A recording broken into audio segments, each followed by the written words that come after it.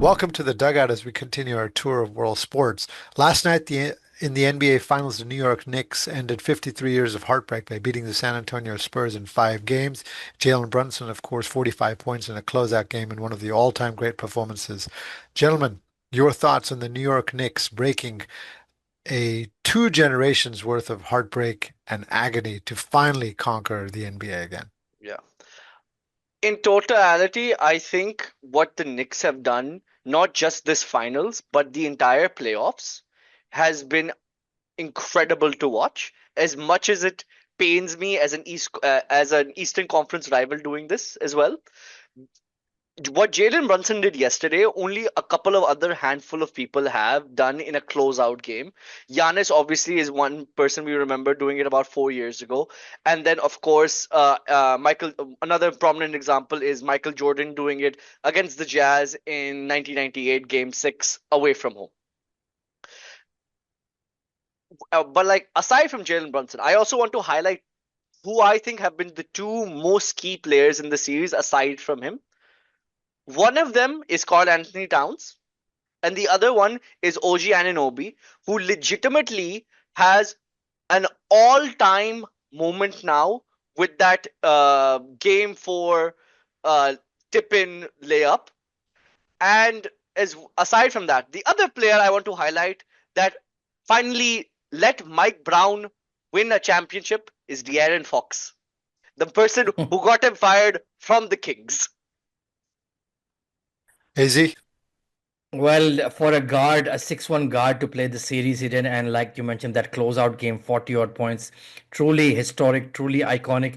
They have broken the mold of a megastar, of a superstar driven team winning a title. Maybe you can say OKC to an extent did that as well with SGA, Holmgren, and of course J Dub. But I think this was a maybe SGA was an established superstar by then. He was first team All NBA.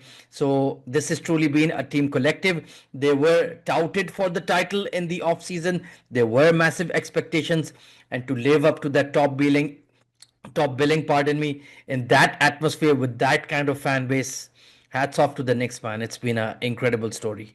No, I give Leon Rose a lot of credit for developing this team. Jalen Brunson, of course, was drafted in the second round. And in the NBA, basically, if you're a second round pick, you're generally considered to be a career backup. He was Luka Doncic's backup in Dallas, came to New York. Karl-Anthony Towns, who Mustafa mentioned, of course, was considered too soft for the Timberwolves. And this team has taken on basically the character of the city. This is a tough, gritty team that never gives up, very much like New York City. They faced double-digit deficits in each of the 5 games, came back and won each of the 5 games basically in convincing fashion down the stretch, taking over in key spots. And of course, Jalen Brunson has probably solidified himself as not just a top 50 NBA player of all time, but probably the greatest He's Nick of Mr. all New time. York now for the rest of Correct. his Oh yeah, life. yeah. Probably the greatest Nick of all time, above Patrick Ewing, above Willis Reed.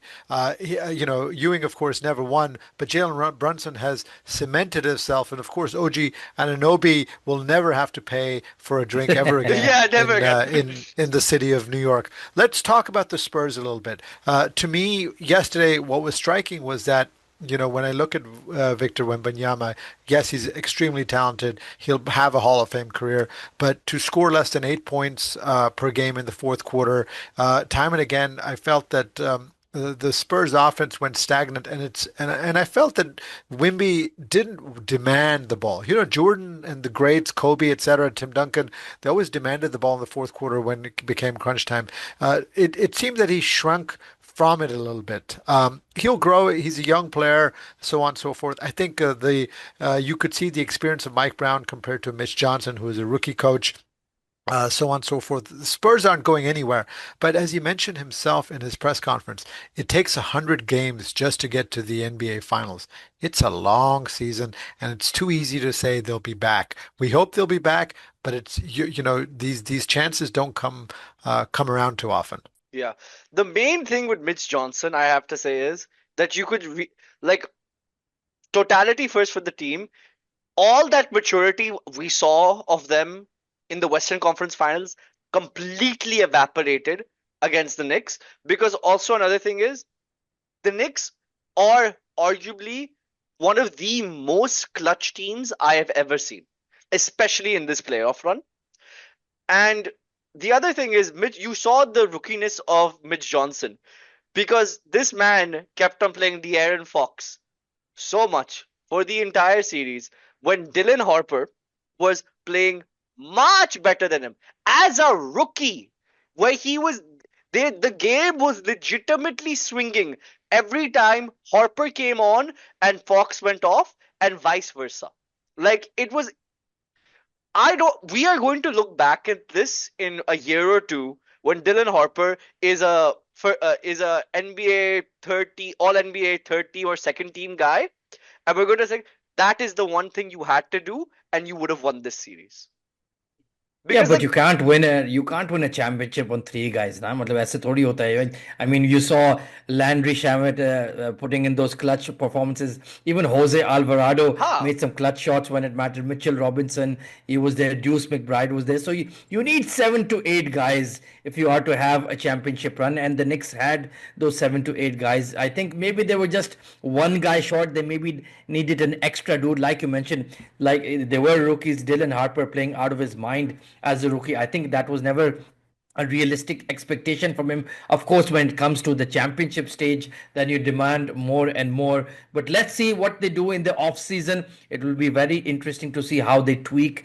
their squad. And I was very disappointed, to be honest, with Wembanyama's statements in the media after the loss. He's like, we yeah. dominated most of the series. We are this and that. And fair enough, you're heartbroken. Fair enough, you had a tough loss, but I just felt he didn't show the heart of a champion. He should have showed perhaps a lot more grace and perhaps showed a lot more composure. But he's a young lad. They, of course, like Doc mentioned, maybe they will make it very quickly back to the stage. Maybe they never will. Time will tell, because the NBA season is such a slog and it's so difficult. And I just want to add as a side note, it gives you that context of how the GOAT, LeBron James, went to 8 back-to-back finals, going there time and again for almost a decade. That gives you a lot of context on his greatness. Yeah. I mean, not just like it's not just LeBron, right? It was Jordan going to 6 NBA finals in 8 years, right? And going to like several conference finals before that, before he made the finals. It was Magic and Bird basically dominating the finals for a decade. At least one of them was there, right?